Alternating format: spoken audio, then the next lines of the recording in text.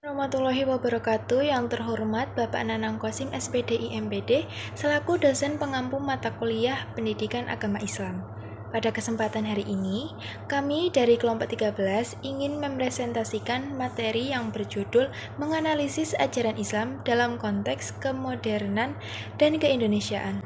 Sebelumnya, perkenalkan, nama saya Anggita Yoginoviana dan teman-teman saya, Rafika Duri Rizky Hikmah, Ririn Anita Sari, Ninda Nur Cahyaningsih, dan Fadila Sukma Aprilia. Untuk materi yang pertama akan dibacakan oleh teman saya, Ririn.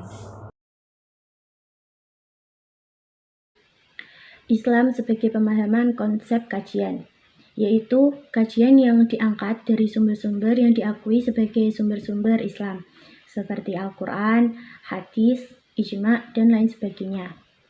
Kajian Islam sebagai pemahaman akan menjadikan peluang studi yang sangat luas. Sejak Al-Quran mengalahkan berbagai tantangan yang dilontarkannya para kahin dan penyair Arab saat itu. Kendati muncul suara minor Al-Quran sebagai sihir yang diadopsi Nabi Muhammad dari para penyair Arab pra-Al-Quran. Selain itu, kajian Islam pada tataran ini juga akan memberikan ruang untuk mengkaji Islam sebagaimana dipahami oleh masyarakat.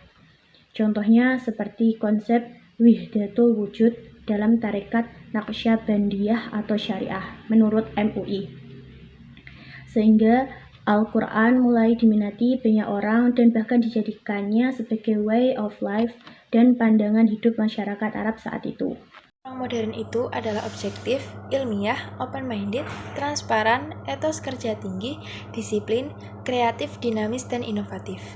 Apabila modern diartikan dengan maju, terbuka, berubah cinta kepada kualitas, berorientasi ke masa depan, bukan kepada tradisi-tradisi masa lalu, mendekati sesuatu berdasarkan pikiran rasional seperti objektif dan ilmiah, maka Islam modern melebihi semua itu karena Islam modern mendasarkan eksistensinya kepada tauhid, sehingga manusia betul-betul menjadi bebas dan merdeka dari belenggu eksploitasi, bebas dari belenggu sekularistis, kapitalistis, dan pragmatis yang sangat berkembang saat ini. Itu Nabi mengajarkan sebuah doa, "Ya Allah, aku berlindung dengan Engkau dari ketidakmampuan membayar hutang dan dari pengaruh seseorang." Manusia yang terbebaskan dari keinginan mempengaruhi orang dan terbebas dari pengaruh orang lain adalah manusia yang menyadari status dirinya yakni sama-sama sebagai makhluk Tuhan, dan bahwa kekuasaan yang dimilikinya tidak lebih hanyalah suatu pemberian dari Tuhannya. Yusuf Al-Qaradawi menegaskan bahwa datangnya Islam menetapkan paham kebebasan ketika manusia pada masa itu tidak bebas baik dalam berpikir, berpolitik, baik di bidang agama, ekonomi, atau masyarakat. Sementara di satu sisi, ajaran Islam yang dipahami bersifat universal itu harus pula beradaptasi dengan paham kebangsaan Indonesia. Padahal selama ini, Islam dipandang sebagai agama yang tidak membenarkan mitos kebangsaan. Munawir Sajali berpendapat bahwa Islam adalah sebuah sistem kehidupan yang menurut penganutnya untuk aktif mewujudkan dalam kehidupan umat Islam di dunia nyata. Munawir Sajali menjelaskan, ketika mayoritas karakter masyarakat kuat, positif, tangguh, maka peradaban yang tinggi dapat dibangun dengan baik dan sukses. Sebaliknya, jika mayoritas karakter masyarakat memiliki karakter negatif dan lemah, akan mengakibatkan peradaban yang dibangun menjadi lemah. Sebab, peradaban tersebut dibangun dalam pondasi yang amat lemah. Selain itu, dapat pula dikatakan bahwa munculnya usaha modernisasi di bidang keagamaan di Indonesia. Akibat konflik internal sebagai cikal bakal lahirnya modernisasi atau tajdid. Misalnya, dalam konflik yang terus-menerus antara kelompok tradisional dan kalangan muda yang ingin melakukan gerakan pembaruan. Menurut Ahmad Hasan, modernisasi adalah aliran keagamaan yang menafsirkan Islam melalui pendekatan rasional untuk menyesuaikannya dengan perkembangan zaman. Definisi kemodernan Islam.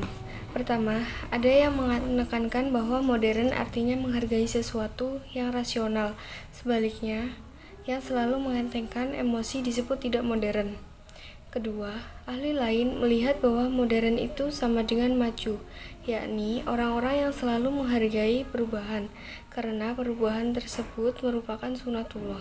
Sementara lawannya adalah orang-orang yang senang kepada status atau statis, tidak mudah menerima perubahan. Ketiga, bahkan dari segi teologi berpaham Jabariyah dan berperilaku fatalis. Ada pula yang mengartikan modern sebagai yang baru muncul atau sesuatu yang kontemporer, sebagai lawan dari klasik. Modern adalah hal-hal yang bersifat kesekarangan, adapun yang klasik berarti sesuatu yang berkonotasi zaman lampau. Pengertian yang mudah tentang modernisasi ialah pengertian yang identik dengan pengertian rasionalisasi. Dalam hal ini berarti bahwa modernisasi merupakan perubahan pola pikir dan tata kerja lama yang tidak akliyah atau rasional, dan menggantinya dengan tata kerja atau pola pikir yang akliyah.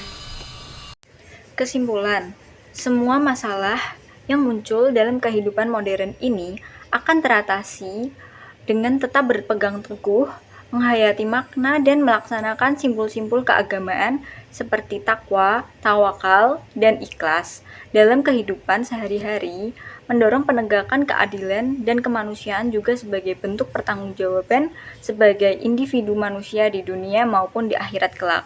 Sekian dari kelompok saya. Bila ada salah kata, kami mohon maaf. Wassalamualaikum warahmatullahi wabarakatuh.